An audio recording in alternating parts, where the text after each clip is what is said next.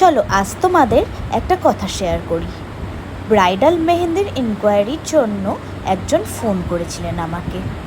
তো মহিলা যথেষ্ট মিষ্টি এবং ভদ্র।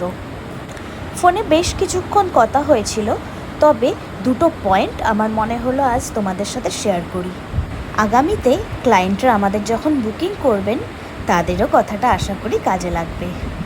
প্রথমে ভদ্রমহিলা আমাকে জিজ্ঞেস করে আমি ব্রাইডাল মেহেন্দি পরাতে কত চার্জ করি।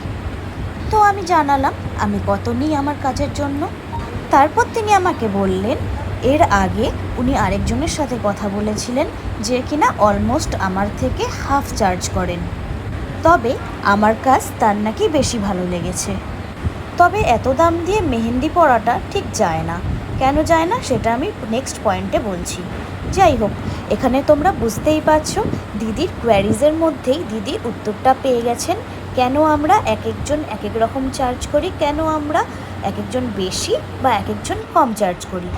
আসলে আমাদের পারিশ্রমিকটা নির্ধারণ হয় বছরের পর বছর পিঠ ব্যথা করা পরিশ্রম আর দীর্ঘদিন ফিল্ডে থাকার এক্সপিরিয়েন্সের ওপর।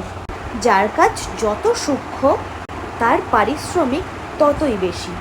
আপনি আপনার বাজেট অনুযায়ী আর্টিস্ট চুজ করবেন, তবে কম্পেয়ার করাটা কিন্তু একদমই ঠিক না। সে তার কাজের মান অনুযায়ী মূল্য নির্ধারণ করে। চলে আসি সেকেন্ড পয়েন্টে। ওই যে বলেছিলাম বেশি দাম দিয়ে মেহেন্দি পরাটা তার কাছে জাস্টিফাইড না।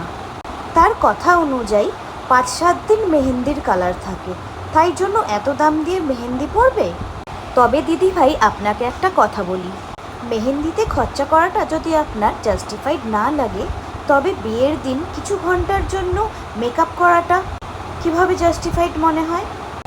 আসলে কি জানেন, আপনি যখন আপনার বিয়েতে একটা সুন্দর শাড়ি পরেন, গলা ভর্তি করে সোনার গহনা পরেন, সুন্দর একজন মেকআপ আর্টিস্টের থেকে সুন্দর করে সেজে গুজে বিয়ে করতে বসেন, অথচ হাত ভর্তি করে মেহেন্দি পরেন, সেই 20 বছর আগে মেহেন্দির যেমন চল ছিল ঠিক তেমন স্টাইলে, বিশ্বাস করুন আপনি পরিপাটিভাবে সাজলেও ব্যাপারটা খুবই বেমানান লাগে।